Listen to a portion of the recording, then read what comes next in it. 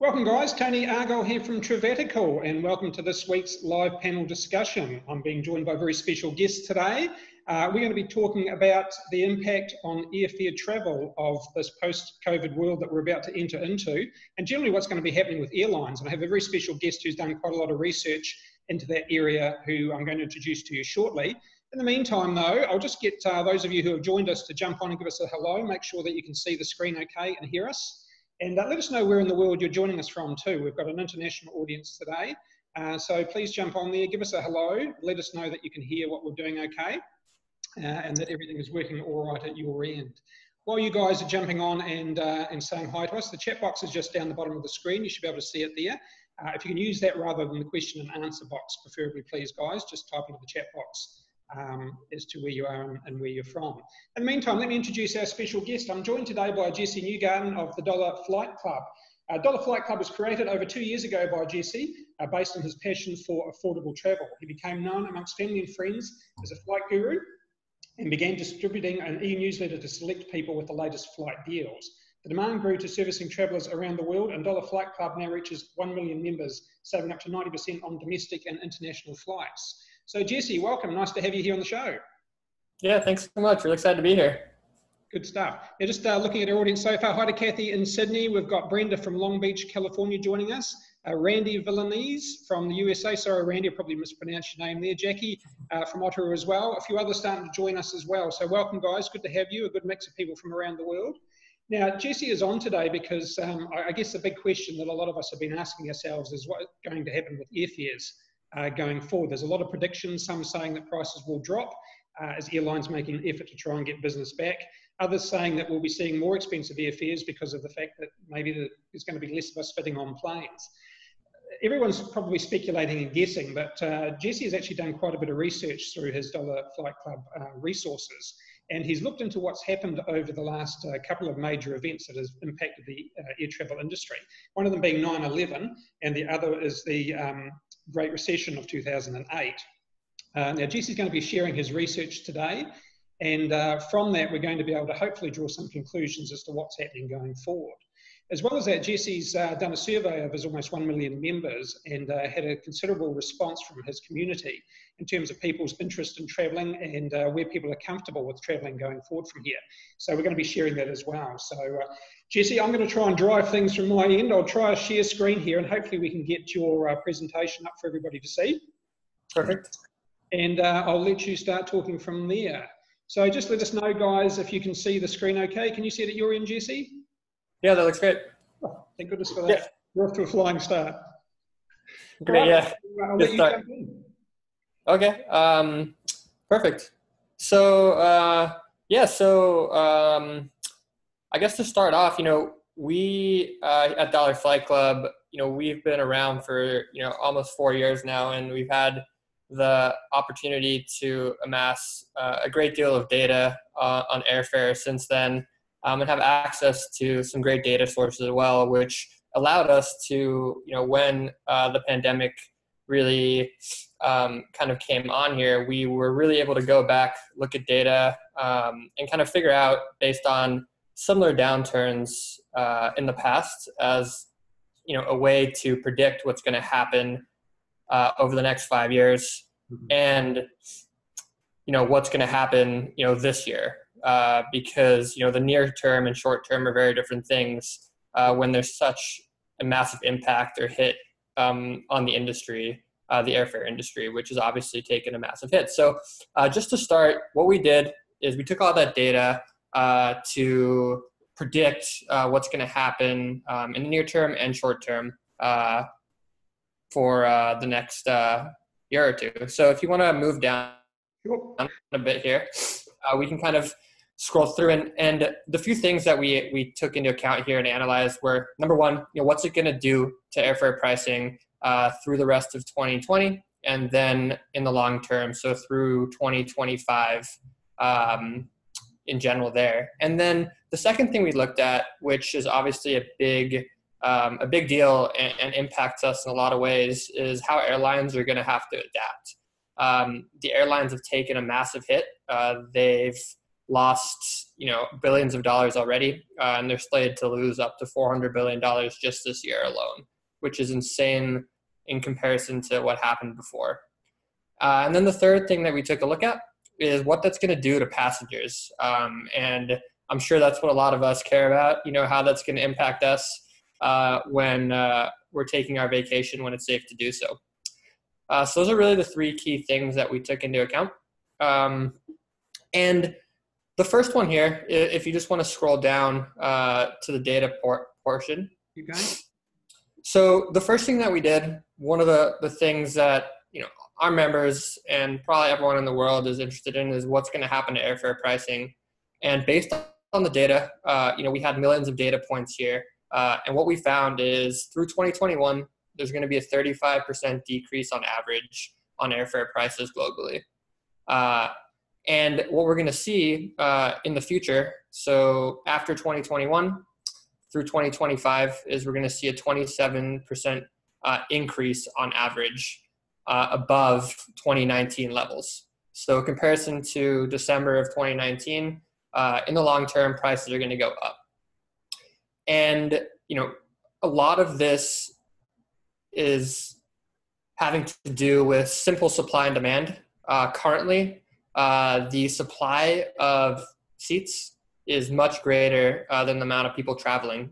There's still numerous flights, crossing the oceans, across countries that are flying empty, and that's what's pushing airfare prices down.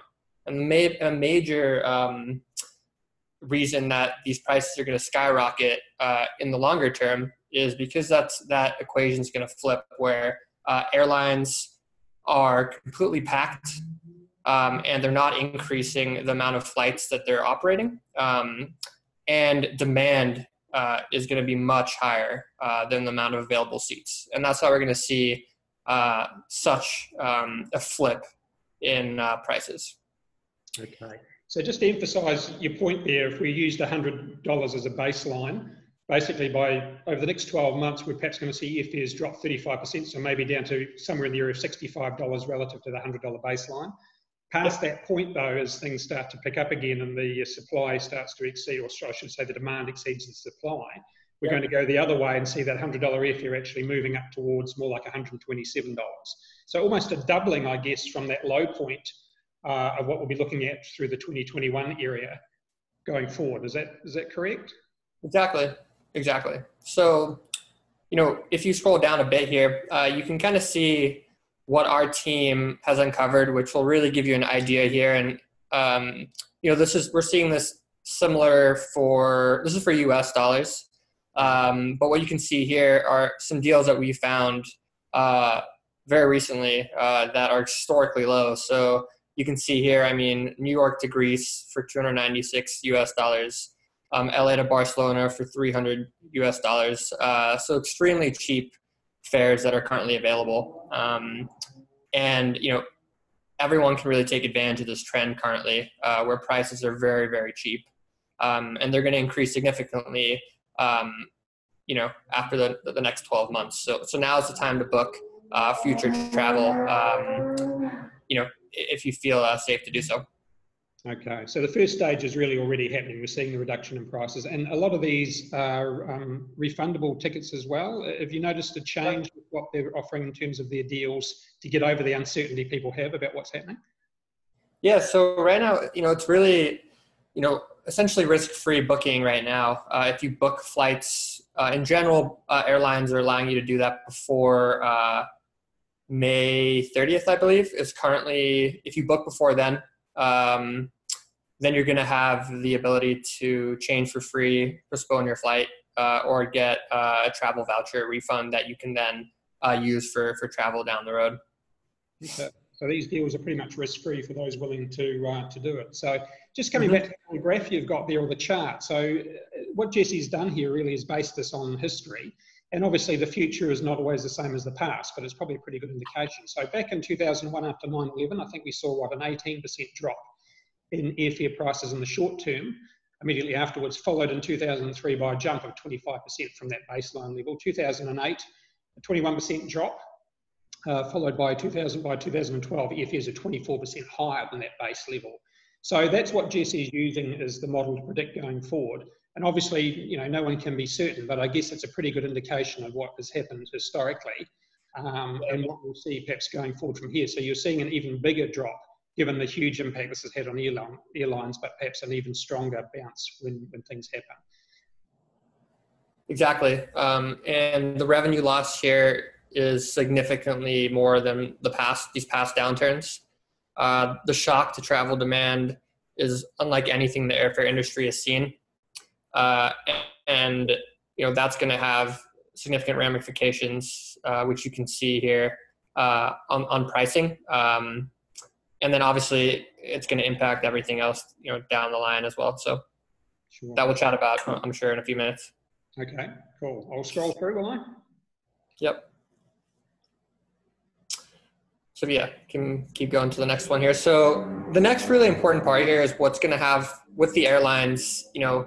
They've racked up an insane amount of losses. They're going to have to adapt to restore profitability and revenue once travel demand rebounds. So if you keep moving down here, the main things that we're going to see and what I think is important to discuss is what's going to happen with airline mergers, which we saw happen in post 9/11 and post the Great Recession. So as an example here, in 2000, only 9 airlines held 80% of the market share. By 2011, only 5 airlines controlled that same percentage. So, and this is specific on this one to the U.S. market, but we saw that across the globe as well. And what we can really expect is 2 large carriers to merge, and then low fare carriers. Some of them will fail and be swallowed up by these bigger main carriers. And this is what we can expect. It's very similar to what we saw in the past. And the impact is going to be much greater than then. So we can assume that we'll see more of that happen over the next 5 years or so. Okay, so that's going to make it easier for the airlines to push prices up, because not only is there going to be less planes in the air, but with the consolidation, there's probably going to be less competition amongst the airlines as some of the smaller ones fold. I know your data you've got here is predominantly US airlines that you're focused on, but you see this trend happening in other countries as well? Yeah, so we'll see this trend across the globe. This data here is just specifically for the US market, but it's global. It's a global impact for sure. That will be interesting, because I'm not sure how the low fare carriers in the US work, but quite a few of them in the Asia region are actually subsidiaries of a main carrier themselves. So, for example, here in Australia, Jetstar is the budget carrier for Qantas. In Singapore, for example, Scoot is the budget carrier for Singapore Airlines. So it may well be the excuse they want, just to fold these airlines back in underneath the main carrier again, and with the stroke of a pen, they've probably eliminated some of their own direct competition, haven't they? Yeah, I mean, we'll see that happen, and that's definitely going to drive up prices and just more consolidation. That's really what happens. Less options for travelers. So yeah. Okay, cool. I'll keep scrolling. Yep. So this really ties into what we were just talking about. When airlines, they're going to cut back on available capacity by reducing flights, routes, and what they do and why they do this is because it just pushes up prices. The fuller flights they have, the more revenue, more profit they drive, and it gives us less options. And as an example here, you can see airlines reduced the number of domestic passenger flights by 14% between 2007 and 2012 due to the Great Recession. So we can see and we can predict that that's going to be much greater in the next 5 years because of just the market impacts. And these the reduced number of flights and increasing these load factors have an impact across the board. So you can think about this when they talk about pricing the service that you get on the flight, as well as the types of options that you have. So before, say if I was flying from LA to New York, I had, I could probably pick, 10 different flights on the same airline that day, at any time I wanted to go. Options are just not going to be that way for the next 5 years. It's going to be, very much harder to, your travel schedule is not going to be as easy to plan. Okay. It's interesting, you're mentioning there obviously the huge impact on domestic travel after those previous events. Do you think maybe domestic could be a little bit different this time? I guess, looking at 9/11 and the 2008 situation, that was economically driven and fear driven in terms of traveling anywhere. In this particular case, I think a lot of countries are talking more about domestic travel and a lot of people are talking about getting out and about in their own countries. So do you think maybe the offsetting of international, or the international reduction might be offset a little bit with perhaps a small increase in domestic, maybe a better supply in domestic, and maybe domestic not affected quite so much? Yeah, we thought through that a bit, but I think domestic travel, at least, when I think about it here in the US, I think it's still going to be impacted significantly unless there's a vaccine that comes about, because there's so many people that are still at very high risk. People are still scared. And I think the fear is, going to be much longer lived than in the past, because it's such a personal impact. And I think people are just very scared. And that's kind of why we think this reduction, this 30%, is very feasible. Okay. I do think, though, the domestic travel it will come back much quicker than international. But I still think the reduction is going to happen significantly. Okay. Very good. I'll keep scrolling, shall I? Yep. So, this really is just something that has happened in most downturn markets, where airlines essentially use code sharing agreements, which I'm not sure how familiar you are with those, but essentially, maybe for the audience is, you book a flight on Delta, as an example, but you actually fly on KLM, which is one of their partners. So they share those codes, essentially, is what it's very literal. They share the codes so that they can fill up their planes, essentially. So, this is going to help these airlines fly much fuller planes and charge higher prices. So this is very similar to the top one. And this segues really well into the next section here, which is what's going to happen and how it impacts passengers. I'll keep scrolling. Any questions, guys? Just jump into the chat box if anything you want clarified or anything you need to ask. So heard a few more people. We've got Steve from Charlotte, North Carolina, Robert from Houston, Virgo Lady 77 from Atlanta, and James from Vancouver. So welcome for joining us, guys. Back to you, Jesse.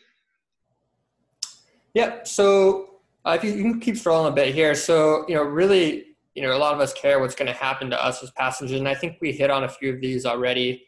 And these are very similar to what happened in the past downturns. And, the three top or high level impacts are, as I mentioned, reduced travel options for passengers. So, if you live in a smaller market, a smaller hub, those flights and routes are going to get cut significantly.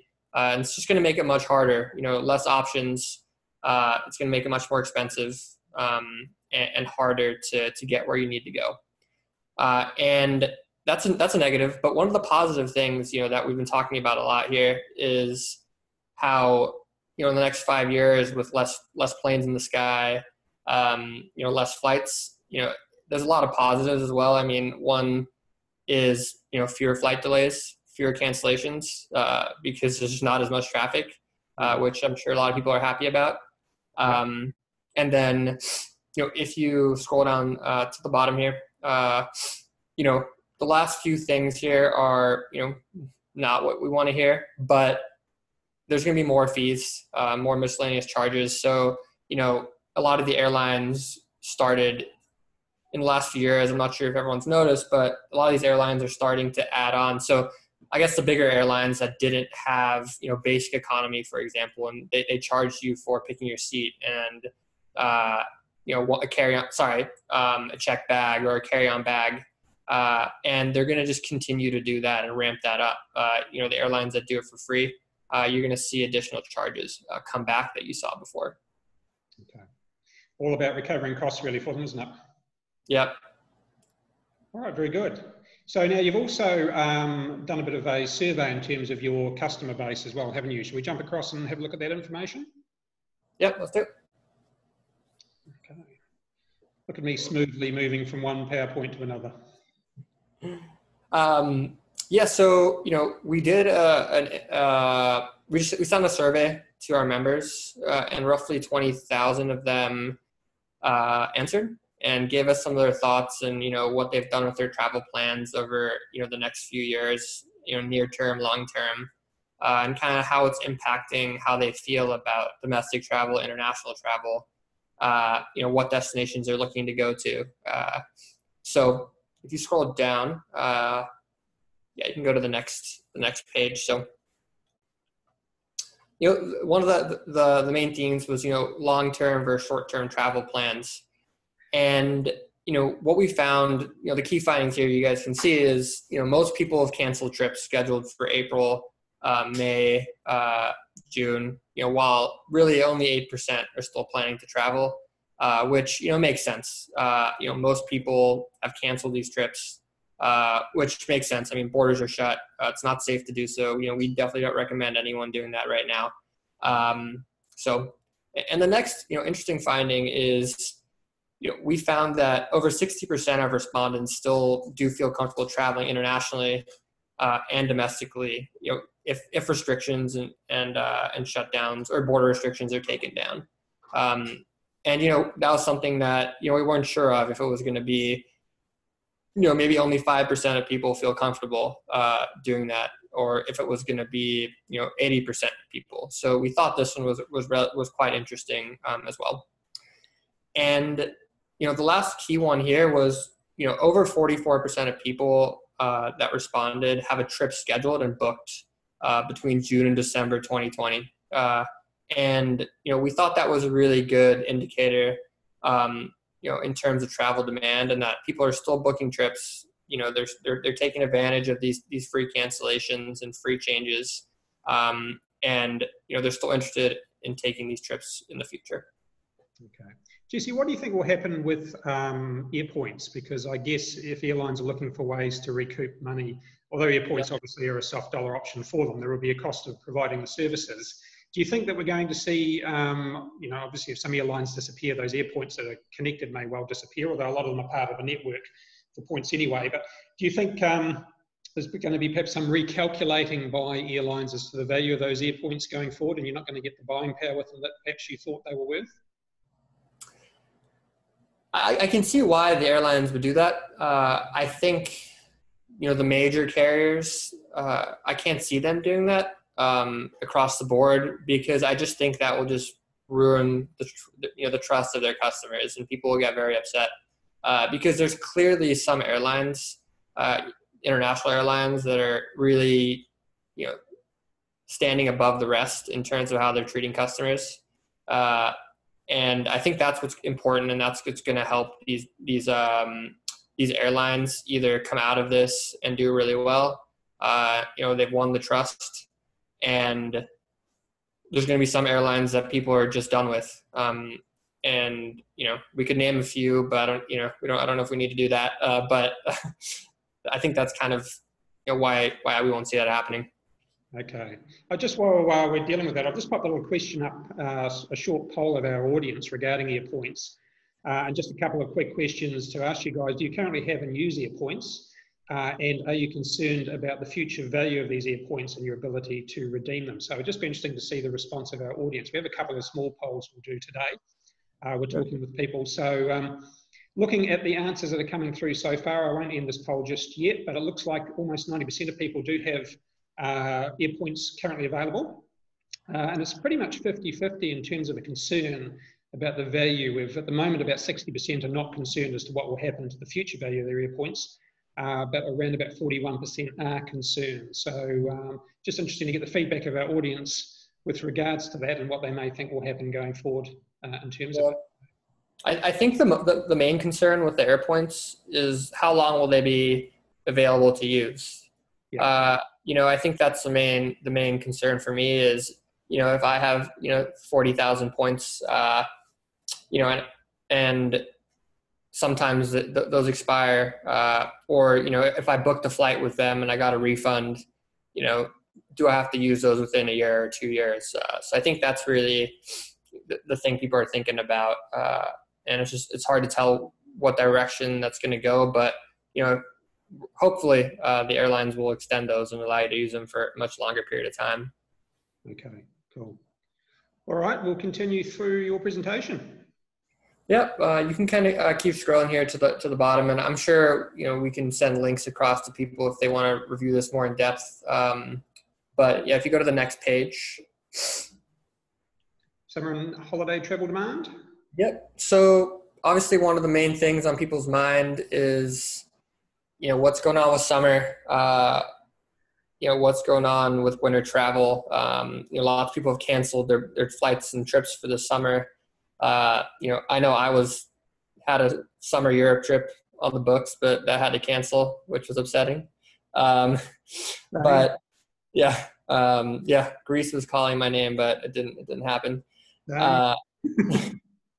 So we thought this was an important question to ask, because I'm sure, as everyone knows, Europe's currently shut off to everybody, unless, I think all their borders are shut currently. And, the country that is looking like it's trying to open them on July 1st is actually Greece.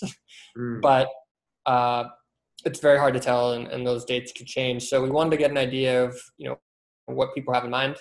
And, some of the high level ones are right here where, in the US and mainly, which this was, 80% were US respondents. So over 40% of them, will only travel domestically through the end of 2020. And maybe that's a good question, for the audience is, how do they feel about that as well? Which I think makes sense. People want to stay close to home. So I could see that. And it wasn't too surprising to see that many people say they'll only travel domestically. Yep. And, the one thing we did find really interesting was, only roughly 56% of people said their travel budgets, for the rest of 2020 are unaffected. I would assume that would be much higher with the audience and those respondents, which was good to see for the travel industry, because obviously, the thing that you think about here is how are those, those towns and small cities and people in these tourist destinations that, no one is and no one's traveling to, and they're definitely feeling, a huge impact there, especially the more impoverished ones. And then, for the number one destination for summer and holiday travel across respondents was Hawaii, which, I think a lot of people love Hawaii, so we weren't too surprised there. Sure. And again, it's predominantly a US audience that you're speaking about there, but it's emphasising the fact that people would be closer to home, and I think the results will be very similar in other countries. We're like you, we haven't extensively surveyed people as much as you have, but the general feeling seems to be very positive about travelling still. I think most people are happy to get out and about when first opportunity comes, but the question is going to be, when is that international opportunity going to come up? You're right about Greece, they're one of the first ones out of the box. In Europe, they've done a great job of controlling it, and their economy is so heavily dependent on tourism that they know they've got to get going. Italy is another one who are also very keen to open quite soon, but most of the rest of Europe, and in fact most of the rest of the world, still seems to have the till further notice sign up, and that makes a lot of uncertainty for people, doesn't it? Because if you're planning a European trip through several countries and not just going to one place, it really does play havoc with the whole planning, doesn't it? It does, and I think, travel for the next, until there's a vaccine or a cure, I think travel is going to be very different. I think it'll be very hard, to do a Euro trip, a backpacking trip through Europe, for example, or to go to do 5 cities or something like that. Because I think in the near term, we're going to see a lot more restrictions, or not restrictions, but it's just going to be harder to get through countries. And you may have to be doing some quarantine or COVID-19 tests on arrival, and that's not going to be that quick. thinking about the amount of people that have to go through the same process as you. So this is going to be harder. Cool. Okay. I've just got another little survey if I can make my way through the questioning, and I'm not exactly an expert at this, but I'll see if I can post another one up. Just in terms of getting impact from people, I'll launch another little poll here in terms of the conditions under which people will fly. Now, there's a few little questions to this one. Would you still fly, firstly, if flight prices increased by more than a third from the 2019 to 2020 pricing? So that's really talking about what Jesse's saying here, that after 2021, we're going to be looking at an increase of maybe a third on the cost of flights. Secondly, if planes did not insist on leaving space seating, how comfortable would you be with that? And thirdly, if you had to have a vaccine, wear a mask, get pre-flight health passports, or any of the above, how comfortable would you be to fly? So we'll just pop that up as a little survey at the moment, and if the audience want to jump on there and give us your feelings on whether or not you'll be comfortable travelling, because obviously the big unknown, Jesse, going forward is what shape is flight going to take? Yes, we might get planes in the air, but I don't know that it's going to be like it was before. And have you got any thoughts on what you think airlines will be having to do differently or will be willing to do differently to get people on board planes? We've talked about the fact that they're offering more of a promise of refunds now. I think they realise they have to do that. But how are flights going to look? Are we going to be sitting separately from each other? Will there be screens? Are we going to have health passports? What's your thoughts? Yeah, so to me, the most likely is not airlines completely revamping their seating and taking out seats or putting in what are they called, separators with each seat. I think that's just going to be too expensive if they have to do that for every airplane. I also know airlines are currently talking about on every flight, every time you fly, the middle seat's going to be open. I don't think that's going to be viable for them. There's no way they're going to be profitable or make money enough to kind of cover their costs if a third of the plane is empty, even on a full route. And I also don't think that it does very much. I mean, they're saying 6 feet apart. Even if a middle seat's not available, I don't know if someone's not in the middle seat. I still don't think you're far enough from someone next to you.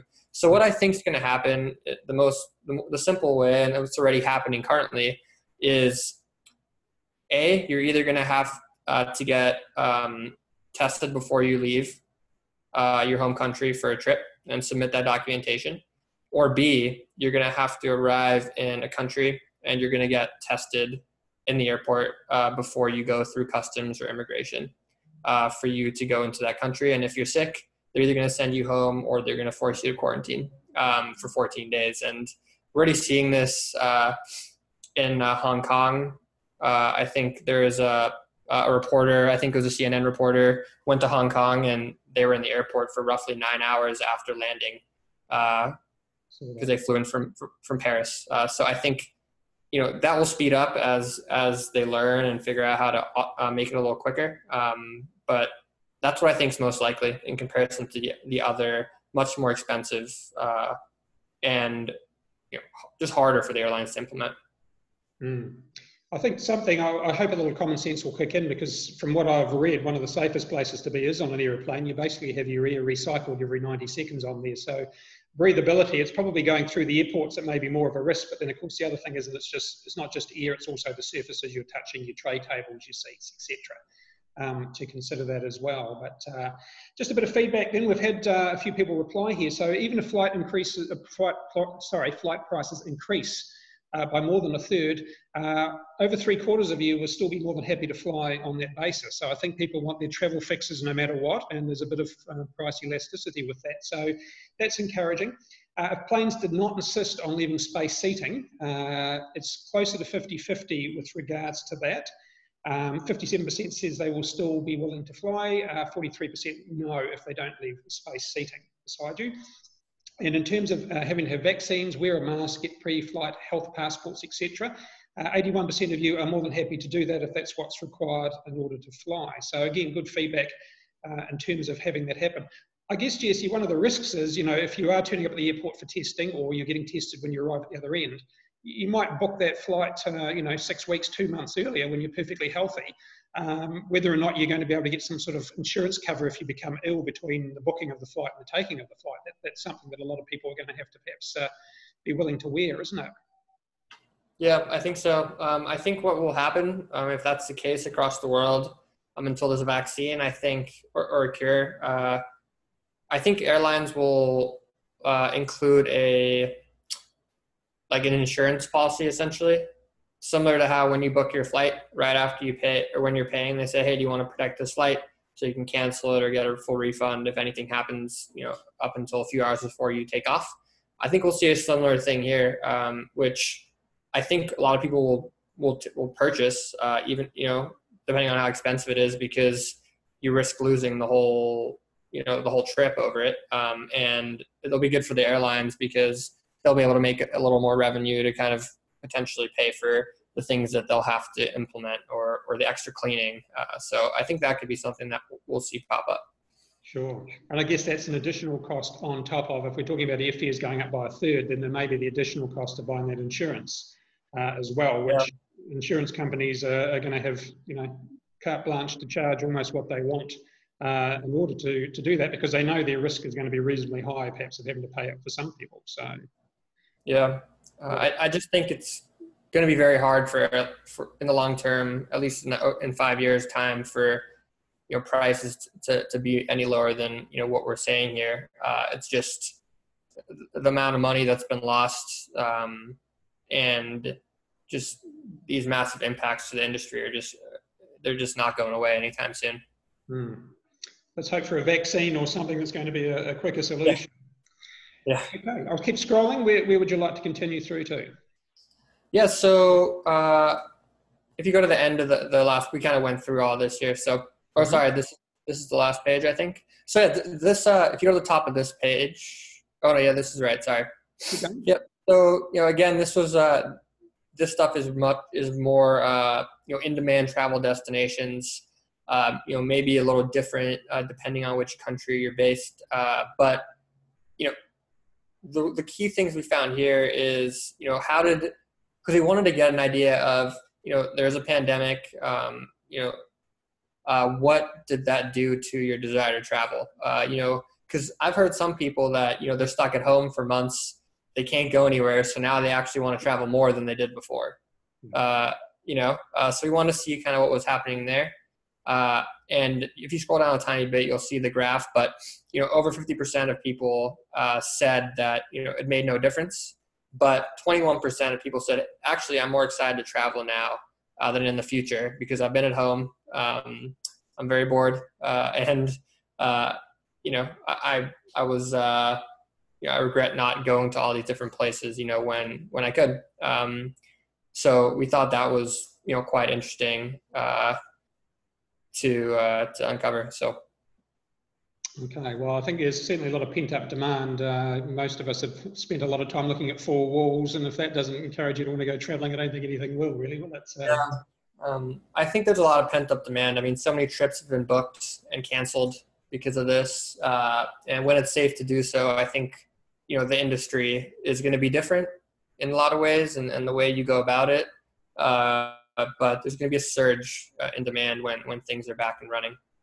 Right. Okay. And top destinations, obviously looking at it from a US perspective, domestically, Hawaii, as you mentioned, high on the list. New York, San Diego, Alaska, and Portland. Internationally, it looks pretty much like the usual batting list for international flights, doesn't it? So that's interesting in itself, because those 6 cities are probably, well, Bali obviously not being a city, but they're destinations that are notorious for being crowded with tourists, shoulder to shoulder at peak times of the season. Obviously, perhaps more of a COVID risk environment to be in as opposed to others. And I guess that answers the question of people going to be looking for different destinations that are less crowded in order to reduce their risk. But it looks as though people are still quite happy to go to the major destinations, doesn't it? Yeah, it does. The other interesting thing about this was, Paris has been hit very hard. Italy has been hit very hard. Obviously, London has been hit very hard.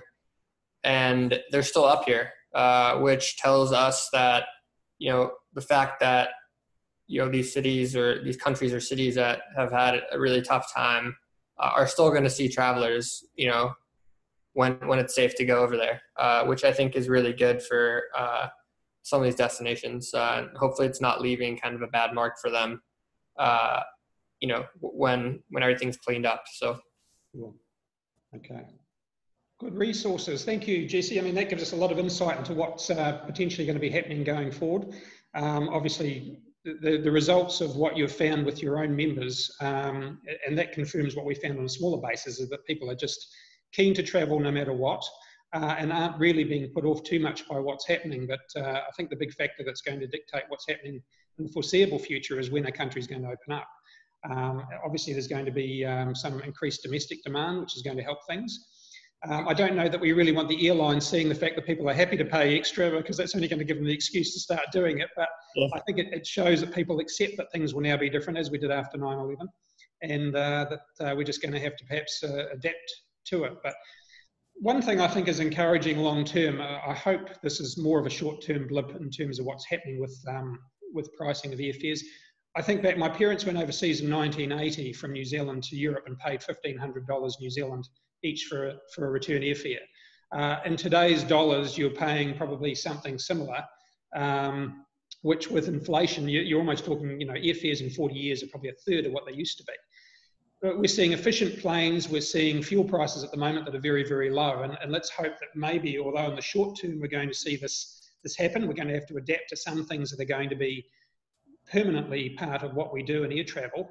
That long-term efficiency, that long-term drop in the real cost of flying, hopefully will restart and continue. And maybe in another 10 or 15 years, we'll look back at this as a temporary blip and a continuing trend of more airfares and lower costs for doing it. What's your thoughts on that long-term trend?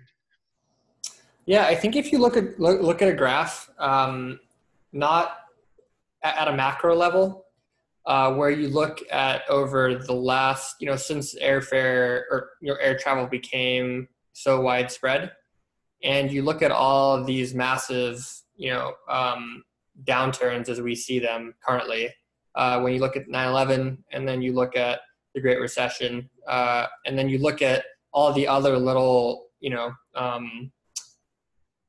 points, downturn points before that, what you're always seeing an upward trend in travel and an upward trend in the amount of people traveling, and I think that's going to continue to happen. So if you look at it from a much more worldly view, at a macro level, it's not going to do anything to travel. What we're going to see is we're still going to see innovation. We're still going to see travel demand continue to increase and be higher than it was in 2019, once this thing rebounds. And when we look back in 20 years, we're going to, obviously this is going to be, a massive point in our lifetimes, but I think the graph won't look any different. No, we've adapted to these things. I mean, we've got, things that have been implemented as a result of 9/11, shoe checks, the increased security, all the rest. And yet last year I would have said flights are probably as cheap as they've ever been. I agree. Relatively speaking, in history. So we've overcome 9/11, we've overcome 2008. Yes, it is short-term pain, but the long-term trend, as you say, soon continued. And hopefully in another 5 or 6 years, we'll be looking at flights being as cheap as they've ever been. Again, we just have to get through the short term for that. So, Jesse, look, it's been a pleasure having you on the show. Now, I know you've got a special offer from Dollar Flight Club for Travatical fans. Do you want to just share that with the audience? Yeah, of course. So we have a premium membership. It's usually $69 a year or $99 a year, depending on the plan you select. And we're currently, love to offer everyone, I think it was a free year of our premium membership, so they can travel, when it's safe and be alerted of the flight deals available. And all you have to do, go to the sign.dollarflightclub.com, put your email address in, and then you can use the coupon code Travelatica at checkout, and it'll give you essentially $0 for that first year. So I'll just see if I can put that into the chat box. So basically, depending on the level you're at, and it includes your premium level, as you say, which is $99 US. That's a 12-month free membership from Jesse and the team at Dollar Flight Club. So you go to signup.dollarflightclub.com. Hopefully you can see that at the top of the screen at present. And just put in Travatical, TRAVATICAL, in order to get that coupon price from Jesse when you do that. So much appreciated, Jesse. It's a very generous offer. And it's especially, I think, in the next 12 months with flights being on the more affordable level. And I've seen some interesting ones out of Australia as well through your website, because depending on where you're based, the flight deals that come up through Dollar Flight Club are local ones for you based on your destination of departure. And I've seen some very affordable options for Singapore, which has been a cheap destination really over the last couple of years anyway, but has looked even cheaper through your website. So we'll be keeping an eye on that. Asia might be our first point of call for getting out of Australia when the chance comes, and we'll be keen to watch your website for that. So, Jesse, look, thank you so much for joining us today. It's been a very inspiring talk. As you say, short term, the trend is looking good. Medium term, not so good, but I think longer term, we need to take faith in the fact that things will return to hopefully more of a normal pattern of seeing reduced flight prices. And we appreciate the research you've done, the information you've gathered. As I say, we've all speculated as to what may happen, and we will continue to speculate, I guess. No one knows for sure, but that previous data that you've seen coming out of the previous two crises, I think, is a pretty good indication of what we can expect. So thank you for taking the time to join us today and for sharing your research. Yeah, no, thanks so much. All right, thank you guys. Thank you for joining us all. And we'll be putting up a recording of this on our website. You can see that at travatical.com/interviews. For those of you joining from the podcast, come across to travatical.com/interviews. You'll be able to see the PowerPoint presentation and get to see Jesse and my handsome faces at the same time, as opposed to just hearing the audio version. So thank you, everybody, and we'll see you on our next discussion.